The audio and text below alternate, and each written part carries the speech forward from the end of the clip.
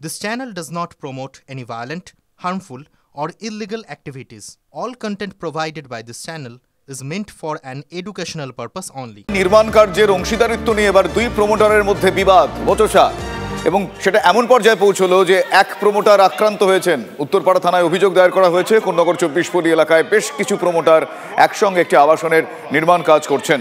অভিযোগ অরিজিৎ বসু নামক এক প্রমোটার তারই পার্টনার বিজয় দাস এবং প্রদীপ ভট্টাচার্যকে ডেকে বেধড়ক মারধর করেন। কোন্নগর পুরসভার প্রধান স্বপন দাস জানিয়েছেন, ব্যবসা সংক্রান্ত বিষয় নিয়ে দুই পার্টনারের মধ্যে গন্ডগোল।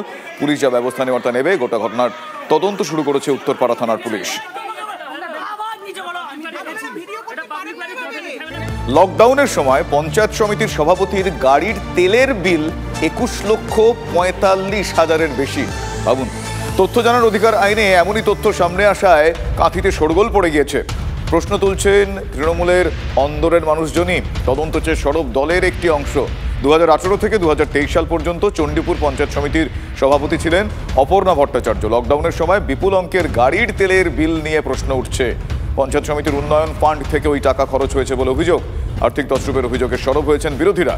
বর্তমানে ওই তৃণমূল নেত্রী জেলা পরিষদের শিক্ষা কর্মাধ্যক্ষ। তথ্য ভুল বলে তিনি দাবি করছেন। আদৌ তেলটা পোড়া হলো নাকি তেল পোড়ার নামে টাকাটা আত্মসাৎ করা হলো, এটাই হচ্ছে আজকের বিচার্য বিষয় এবং খোঁজ করার বিষয়। প্রশাসনের কাছে তদন্ত দাবি করেছি। যদি তদন্ত হয় ভালো, যদি না হয় বিষয়টা আদালতে যাবে। এখন তৃণমূল এই রাজ্যের মালিক হয়ে বসেছে, নিজেদেরকে রাজত্ব ভেবে যেমন খুশি তছরূপ করেছে। এটা শুধু অপর্ণা ভট্টাচার্যের উদাহরণ নয়, এটা রন্ধ্রে রন্ধ্রে ছড়িয়ে আছে। এরকম ঘটনা প্রচুর আছে। এটা তো সামান্য কিছু ঘটনা, তো এর তদন্ত হওয়া উচিত। আমাদের মুখে মাস্ক দিয়ে দিনের পর দিন এখানে সেখানে ছুটতে হয়েছে।